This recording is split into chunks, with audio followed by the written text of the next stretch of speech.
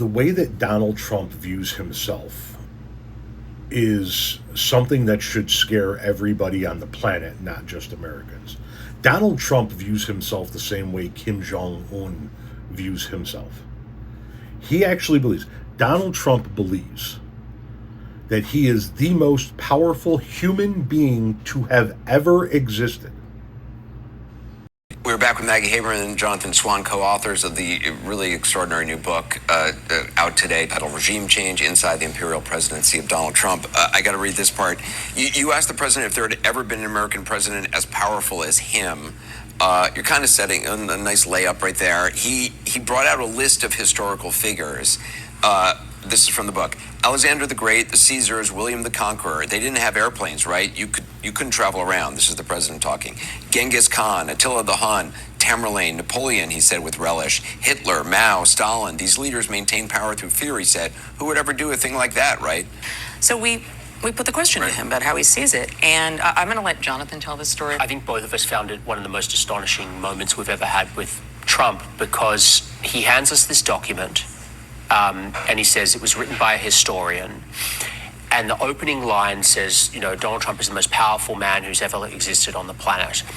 And it goes on to compare him to all those people you named, some of the great monsters of history, the most ruthless dictators and conquerors of history.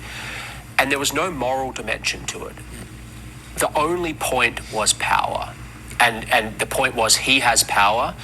But it was something he wanted us to understand, a slightly more subtle point, which was in the document, which was, it's not just that I control the US military and the most powerful economy in the world, the most powerful technology in the world. It's that I'm willing to use the power. And that was the assessment. And it was very interesting because he was relishing that company. Because that's the company he wants to be in. He doesn't want to be known as a JFK, a Ronald Reagan, somebody that maybe somebody in America or even the world would look up to as far as a leader goes. And I'm using Ronald Reagan because of the Republican Party aspect of it. He doesn't give a shit about stuff like that. He doesn't want to be known as a Winston Churchill. He wants to be known as the most powerful dictator that everybody on the planet listens to. He wants, as he has said before, his people, the American people, to sit up and pay attention when he speaks, the way they do in North Korea. He literally views himself as the most powerful human being to ever exist. And he believes his power is unlimited.